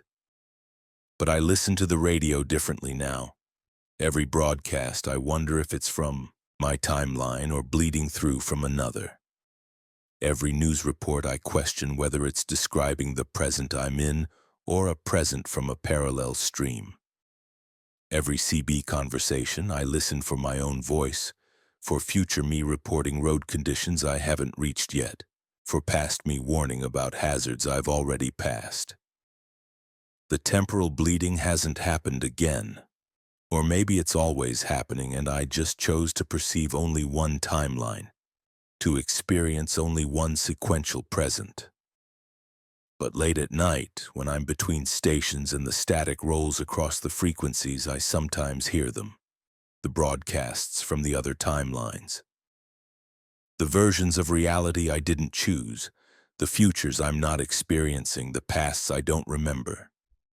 And I hear my own voice from 2027, still broadcasting, still reporting my position, still alive, still dead.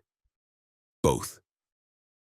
Until I listen closely enough to collapse the superposition and find out which timeline I'm really in.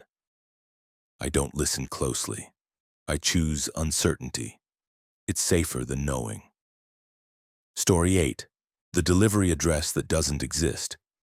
The GPS coordinates pointed to a location that every map agreed couldn't exist. A point in Kansas that 5 different navigation systems and 3 separate geographic databases all showed as occupied by an active USDA agricultural research station. But when I arrived at 2:34 a.m. on August 9, 2023, I found a warehouse that looked like it had been standing there for decades, completely unmarked, with loading docks designed for vehicles that hadn't been manufactured since the 1950s. My name is Sarah Blackwood, and I'd been hauling specialized cargo for 12 years. The kind of loads that come with exact coordinates instead of street addresses, with delivery windows measured in minutes instead of hours, with manifests that describe the contents as industrial equipment, regardless of what you're actually hauling. The job from Phoenix to Kansas was supposed to be straightforward. 32 pallets of sealed containers, temperature-controlled, handle with care. Standard weird cargo for companies that exist in regulatory gray areas. But the coordinates were wrong from the start. When I programmed them into my GPS, the system hesitated, processing for almost 30 seconds before plotting a route. That had never happened before. And when the route appeared, it avoided all major highways, routing me through back roads and county routes I'd never heard of, taking me through towns that my atlas didn't show. The first sign was subtle, a road sign for a town called Meridian, population 2,847, with businesses advertised on those standard blue information markers. Gas station, restaurant, lodging. But when I drove through Meridian, the population sign showed 0. Not abandoned. The sign was new, official, properly maintained, just 0 people. And the town beyond the sign was empty. Buildings intact, streets clean, no signs of disaster or evacuation. Just completely devoid of human presence. I didn't stop. Something about Meridian made my instincts scream. So I continued following the GPS through its impossible route, through towns that decreased in population as I progressed. 3,000, then 1,200, then 400, then 0. Until I was driving through settlements that had never been inhabited, where buildings stood pristine but had never been occupied, where infrastructure existed for populations that had never lived there. The delivery was scheduled for 2:30 a.m., a 4-minute window. Miss it and I'd face penalties that the contract described in vague legal language about temporal misalignment and dimensional breach.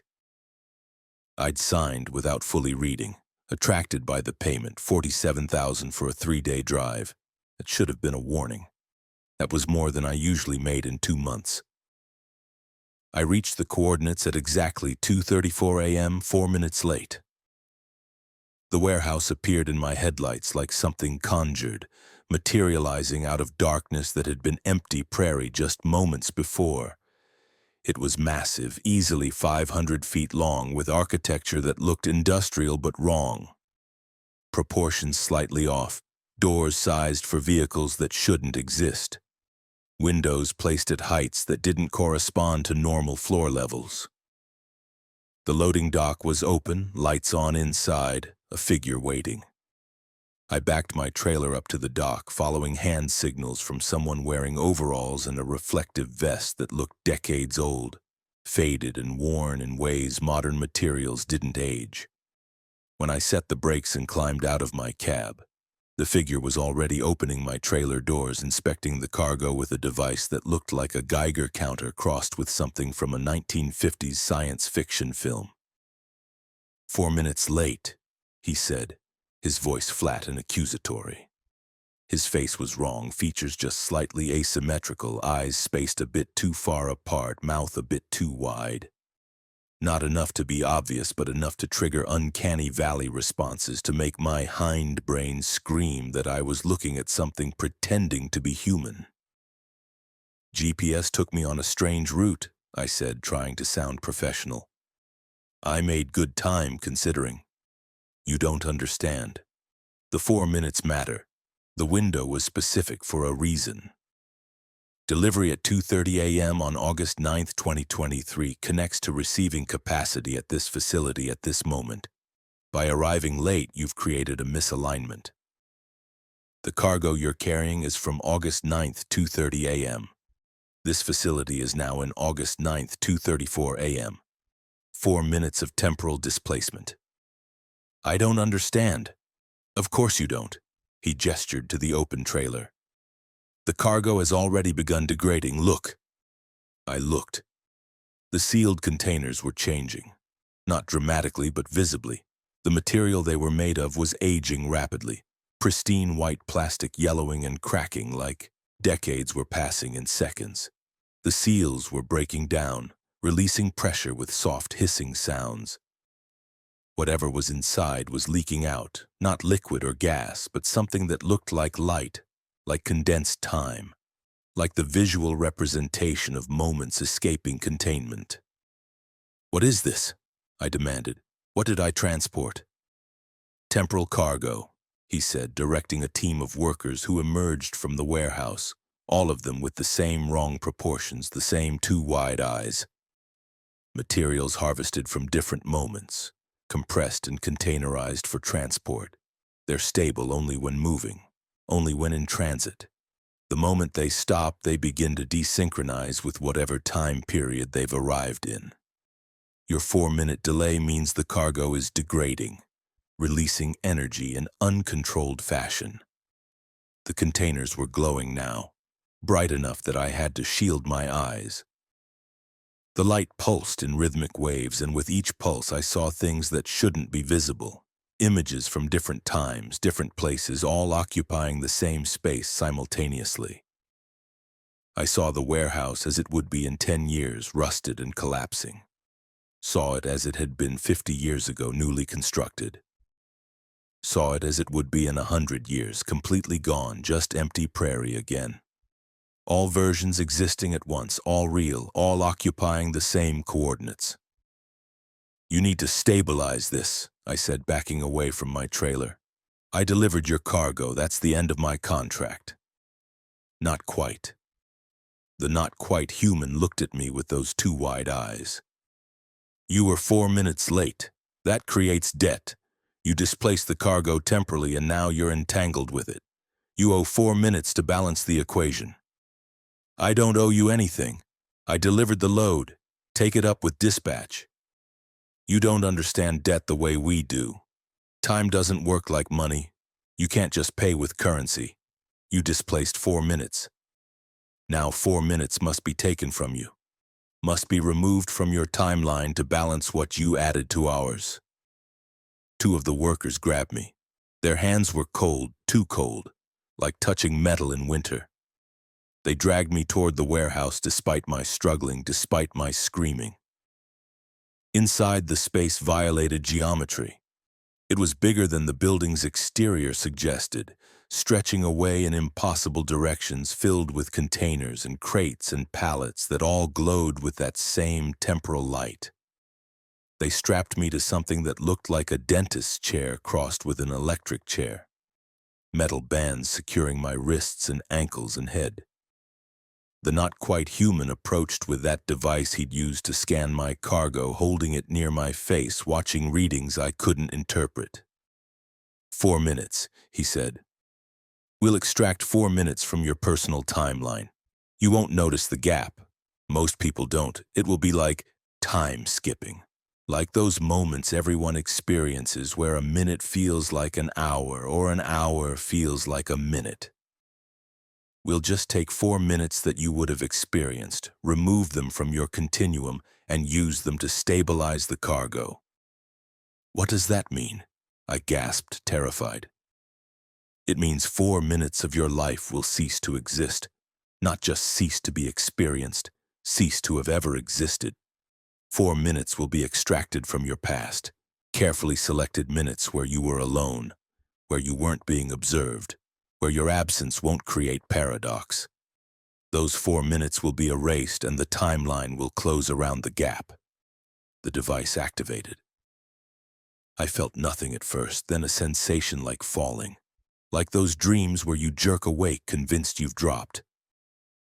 But instead of falling down, I was falling through time, through my own history. I saw moments from my life flickering past, the device scanning through my timeline, looking for the right 4 minutes to extract. It found them. 4 separate minutes from 4 different days. All times when I'd been alone in my truck. All moments that could be removed without creating observable paradox. 1 minute from 3 weeks ago when I'd been stopped at a red light. 1 minute from 6 months ago when I'd been fueling at an empty truck stop. 1 minute from 2 years ago when I'd been driving on an empty highway. 1 minute from 5 years ago when I'd been sitting in my cab during a rest break.